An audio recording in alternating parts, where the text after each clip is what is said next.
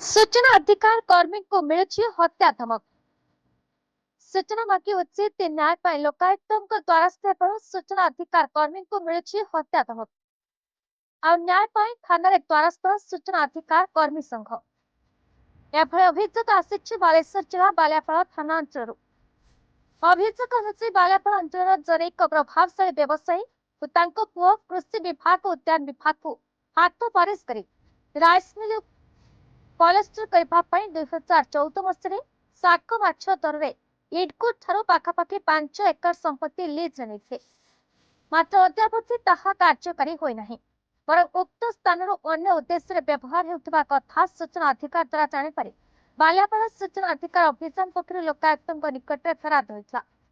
ତେବେ ମାମଲା ବିଚାରାଧୀନ ଥିବା ବେଳେ ଉକ୍ତ ମାମଲାକୁ ପ୍ରତ୍ୟାହାର କରିବା ପାଇଁ ପ୍ରତ୍ୟକ୍ଷ ପରୋକ୍ଷରେ ଉକ୍ତ ପ୍ରଭାବଶାଳୀ ବ୍ୟବସାୟୀ ଧମକ ଚମକ ସହିତ ହତ୍ୟା ଧମକ ଦେଉଛନ୍ତି ବୋଲି ଅଭିଯୋଗ ଆଣି ନ୍ୟାୟ ଓ ସୁରକ୍ଷା ଦାବି କରି ବାଲିଆପାଳ सूचना अधिकार अभियान पक्षରୁ ବାଲିଆପାଳ ଥାନାରେ ଲିଖିତ ଅଭିଯୋଗ କରିଛନ୍ତି।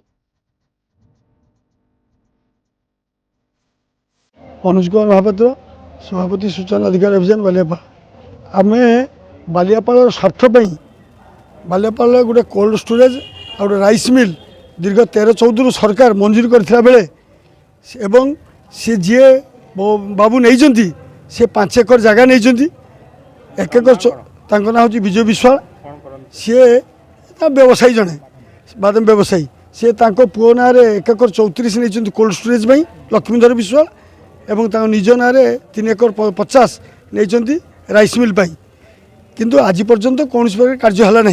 तेणु आम सूचना अधिकार संघ तरफ आम बसी निष्पत्ति बालियापाल स्वार्थ आज जहाँ भी होती बालियापाल आप पंती पुल पाखु आज जो मागणार गहम दि जाऊँगी चाउल बदल गहम ए सबू सूचना अधिकार कर्मी मैंने निजे पैसा दे माननीय उच्च न्यायालय मकद्दमा कर सब आनी बालियापाल स्वार्थ किंतु ए कोल्ड स्टोरेज राइस मिल आम संग्राम कलु जे लोकायुक्त मकद्दमा है मकद्दमार पर संपुक्त व्यक्ति सी प्रत्यक्ष ना परोक्ष चाप सृष्टि कर से केसटा उठी आण ना मु ये सूचना अधिकार कर्मी मान गाड़ी चढ़ी आंदोलन करूँ।